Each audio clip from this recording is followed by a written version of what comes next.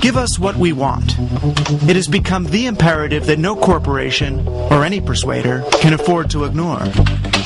That's why modern political campaigns have also come to rely on an army of pollsters and market researchers, all taking the moment-by-moment pulse of the man on the street. I got a rule, which is cab drivers and antique dealers know more about America than anybody else. And when the cab drivers feel a certain way, I know I need to listen. No one has imported the techniques and philosophy of market research into politics more successfully than Frank Luntz.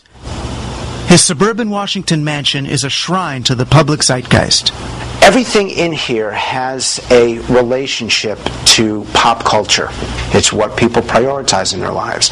The truth is, as much as we want to focus on politics, the American people would rather watch television. As much as we want to talk about substance, they'd rather listen to music.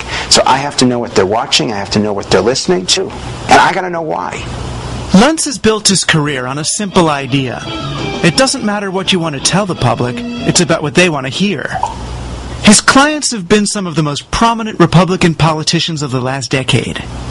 There was the mayoral campaign for Rudolph Giuliani in 1993, his work for Silvio Berlusconi in Italy, and especially his collaboration with Newt Gingrich on the famous Contract with America, the document that ushered in the Republican Revolution in Congress. Luntz gives his clients one consistent piece of advice: heed the public will. There's one technique that's more important than anything else, and that's the technique of listening. And that's basically what I do. I ask a lot of questions, and I know how to listen. If an electricity company stood up and said, we want to do it for your benefit, we want to do it for our benefit, we want to do it for everyone's benefit, and so we have a better approach to efficiency and to environmental cleanliness. Is that kind of language positive or negative to you? Positive. By show of hands. Tonight, Luntz's client is not a candidate, but a Florida utility wanting to build public support for a change in how it's regulated on the environment. I know that the public is very down on corporate America in general, and they're down on power companies. So what is the language? What is the information? What are the facts? What are the figures that would get Americans to say, you know what, my electricity company, it's okay? 21st century technology. 1, 2, 3, 4. 21st century approach. Luntz's specialty is testing language, finding words that work. Integrity. 1, 2, 3, 4, 5, 6, 7, 8, 9, 10, 11. Reliability. There's the other one. If an electric company can demonstrate accountability, responsibility, and reliability when it comes to the environment, will that make you feel better about them? Yes. It's an art that even his political opponents grudgingly admire. Frank Luntz doesn't do issues. He does language around issues. He figures out what words will best sell an issue. And he polls them, and he tests them, and he focus groups them, and he comes up issue by issue with how to talk about it and how not to talk about it. If the language works, language works. No, it's just amazing.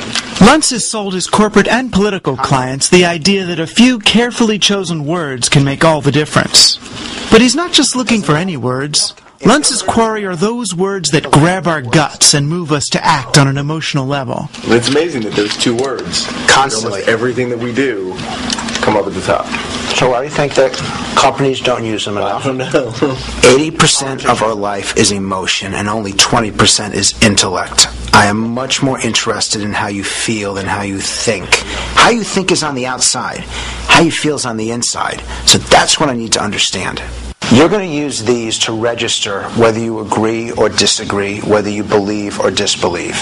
The dials go from 0 to 100. I'm wondering if you have wind, which has no fossil fuels associated with it. And to get at his subjects' gut feelings, Luntz has them register their moment-by-moment responses to a speech by a power company executive. Republicans are on the red line and Democrats on the green. Luntz is watching for both sides to meet in an emotional crescendo. Change fuels, there would be a number of things that are available. Climbing, changing fuels. Phase out of older, less efficient plants, and they would be replaced. Bingo, look, phasing out of older official plants. He's now up into the mid to upper 70s with that. You're replacing the bad with the good. It's almost like in with the good air, out with the bad. That might be an analogy that we might want to try instead of the automobile analogy. This is going to work. Watch. This will work. Technology such as hydroelectric power, wind energy, geothermal energy, nuclear energy. Check it. I told you. The words work. The words apply to the policy. This is how we're going to sell it. California utilizes output-based standards. Look at this. Hold it. Stop. By the end of his session, Luntz thinks he's found the language his client can use to create a groundswell of public support. I'll be able to walk to this electricity company on Monday and be able to say to them, your policy makes sense, and here's the language to explain it. That was the eureka moment. When I watched people nod their heads, I watched them look to each other, and they were willing at this point to fight for this position. But watching Luntz work, I couldn't help wondering, do the words he's found help the public see the issue more clearly, or do they disguise it? Is Luntz listening to us so his clients can give us what we want, or so he can figure out how to make us want what they have to sell? You're ducking the question. You're ducking the reality test. This is a guy who is merchandising ideas and merchandising a movement and merchandising a political party.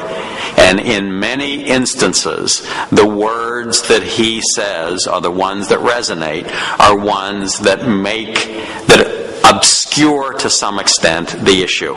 The right name makes the policy sell better. It's just like putting a name on a bar of soap or any other commercial product. It matters what you name things. Journalist Nicholas Lemon wrote a profile of Luntz in the New Yorker magazine called The Word Lab. He described how Luntz once turned public opinion simply by replacing the name estate tax with the more emotionally charged death tax. As far as I can tell, in the entire developed world, every single country had an estate tax, and it was completely uncontroversial all over the world. And it is clearly the case that this construction, this rhetorical construction of calling it the death tax, took it from the realm of something everybody was for and in a just unquestioned way into something that most people seem to be against and is on its way to being eliminated. Look, for years, political people and lawyers, who, by the way, are the worst communicators, used the phrase estate tax. And for years, they couldn't eliminate it, but the public wouldn't support it because the word estate sounds wealthy. Someone like me comes around and realizes that it's not an estate tax, it's a death tax, because you're taxed at death. And suddenly something that isn't viable achieves the support of 75% of the American people. It's the same tax, but nobody really knows what an estate is. But they certainly know what it means to be taxed when you die. I'd argue that is a clarification. That's not an obfuscation. Luntz has admonished Republican politicians to talk about tax relief instead of tax cuts, and to replace the war in Iraq with the war on terror. He once told his party to speak of climate change, not global warming. What is the difference? It is climate change. Some people call it global warming, some people call it climate change. What is the difference? It apparently made enough difference to Republicans that they began to use climate change almost exclusively. Cause climate change. The President's Global Climate Change Initiative. Climate change research. And we must address the issue of global climate change. I don't argue with you that words can sometimes be used to confuse. But it's up to the practitioners of this study of language to apply them for good and not for evil. It is just like fire. Fire can heat your house or burn it down. I'm optimistic about America because I believe in the people of America. Still, the rise of consultants like Luntz has led to an increase in the emotionality of American political campaigns. We are a country of the future. We're a country of optimists. We're the can-do people. More and more, electioneering, particularly political advertising, has left behind facts for visceral appeals.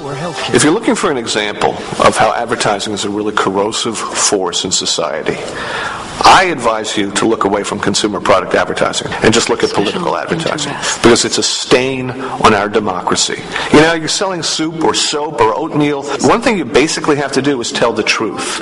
Not the eternal truth, but the factual truth. So, by and large, advertising is essentially truthful, except political advertising, which, year after year, and it gets worse every year, is just the artful assembling of nominal facts into hideous, outrageous lies. Raising taxes is a habit of Kerry's. He supported tax breaks for exporting jobs. In fact, while consumers are protected by law from false advertising of products, politicians can legally say pretty much whatever they want.